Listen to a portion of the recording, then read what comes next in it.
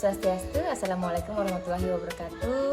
Halo teman-teman, perkenalkan nama saya Made Ari Purnami. Video ini saya buat untuk memenuhi ujian akhir semester dengan mata kuliah alat permainan edukatif untuk anak usia dini. Nah, di video ini saya akan mencoba menganalisis sebuah cerita dengan judul Taman Belajar Pelangi. Jadi ini dia cerita.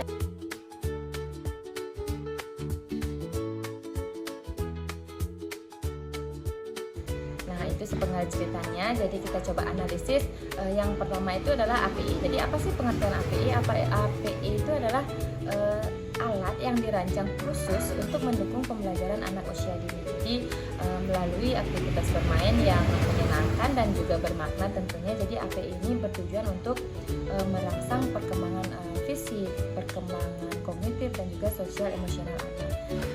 Dalam cerita tadi API yang disebutkan seperti puzzle besar, balok konstruksi, dan juga alat musik tradisional mini. Jadi ini menjadi sarana bagi anak-anak untuk belajar sambil bermain. Nah, kemudian yang kedua, pentingnya kedudukan dan juga urgensi alat permainan edukatif di satuan pendidikan. Seperti cerita di atas, Ibu Dewi menekankan pentingnya alat permainan edukatif karena yang pertama mendukung pembelajaran yang bermakna. Jadi API ini membantu anak-anak belajar dengan cara yang menyenangkan sesuai dengan karakteristik mereka.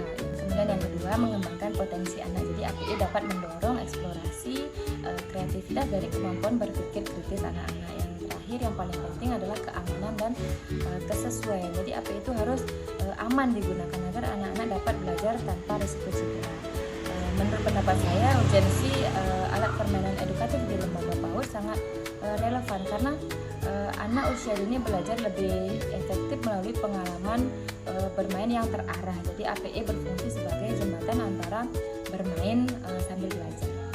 Yang ketiga adalah prinsip-prinsip pemilihan alat permainan edukatif. Yang pertama, kita harus memperhatikan keamanan. Jadi API itu harus bebas dari bahan berbahaya dan tidak menimbulkan risiko cedera untuk anak-anak. Yang kedua, keselarasan dengan karakteristik anak-anak. Jadi HPI yang kita pilih harus sesuai dengan usia anak-anak dan kebutuhan perkembangan anak-anak.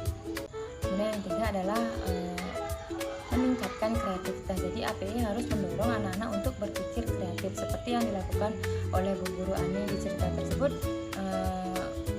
memodifikasi puzzle. Dan yang keempat adalah daya tarik. Tentu API itu harus menarik perhatian anak-anak untuk menarik minat anak-anak agar anak-anak mau memainkan.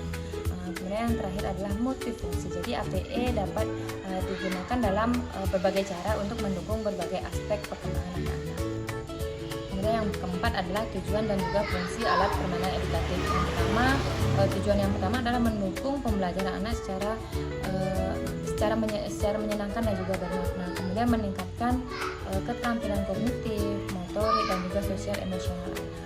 Ini adalah fungsi dari alat permainan edukatif, yaitu alat bantu dalam pembelajaran sudah pasti untuk guru, kemudian sarana eksplorasi dan juga kreativitas anak, media untuk kita memperkenalkan konsep-konsep baru kepada anak dalam cerita, misalnya puzzle yang dimodifikasi untuk meningkatkan daya tariknya. Yang kelima itu adalah langkah guru-guru untuk memastikan keamanan API. Dari yang pertama adalah menyusun daftar periksa untuk mengevaluasi keamanan dari API tersebut, kemudian memeriksa standar keamanan alat permainan sebelum alat permainan itu digunakan. Yang ketiga adalah mengidentifikasi potensi resiko cedera agar anak-anak tidak mengalami cedera saat bermain. Kemudian keempat, mencatat kondisi API secara berkala. Kita bisa melakukannya setiap minggu atau setiap bulan. Yang kedua adalah melaporkan temuan kepada kepala sekolah apabila ada alat permainan yang sudah rusak atau yang harus diganti, apakah diganti atau dibenahi saat ada permainan edukatif yang sudah tidak bisa digunakan. Potensi dan juga risiko dalam penggunaan API dapat diidentifikasi dan juga kita dapat tanggulangi. Jadi yang pertama itu adalah identifikasi risiko dulu dengan mengamati alat apakah memiliki bagian yang tajam, yang kecil-kecil atau yang sudah rusak. Kemudian yang kedua, memantau reaksi anak-anak saat menggunakan API tersebut, apakah mereka merasa nyaman atau tidak saat menggunakan API.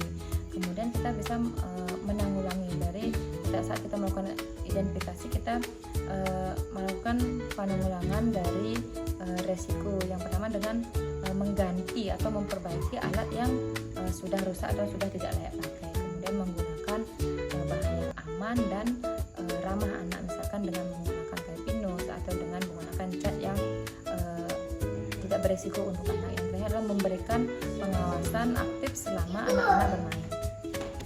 Nah, yang terakhir adalah upaya yang dilakukan taman belajar untuk menjaga mutu alat permainan edukatif. Yang pertama adalah melakukan pengawasan, itu sudah pasti, melakukan pengawasan secara berkala terhadap kondisi alat permainan dan memodifikasi atau mengembangkan API agar lebih menarik dan juga sesuai dengan kebutuhan anak. Yang ketiga adalah menggunakan bahan yang aman dan juga berkualitas dalam pembuatan atau pengembangan API, dan mendorong motivasi dari guru untuk menciptakan API baru seperti cerita di atas adalah ide Bu Guru Ani yang membuat API dari bahan bekas. Yang adalah melibatkan evaluasi rutin terhadap aktivitas API dalam mendukung pembelajaran anak-anak. Dengan langkah-langkah ini, Taman Belajar Pelangi berhasil meningkatkan antusiasme anak-anak dalam belajar dan juga bermain. Jadi, teman-teman, itu tadi hasil analisa saya terhadap cerita Taman Belajar Pelangi. Semoga bermanfaat dan semoga ini juga bisa saya dan teman-teman guru lakukan di lembaga masing-masing agar kita bisa mendukung pertumbuhan dan perkembangan anak-anak secara optimal. Saya tutup dengan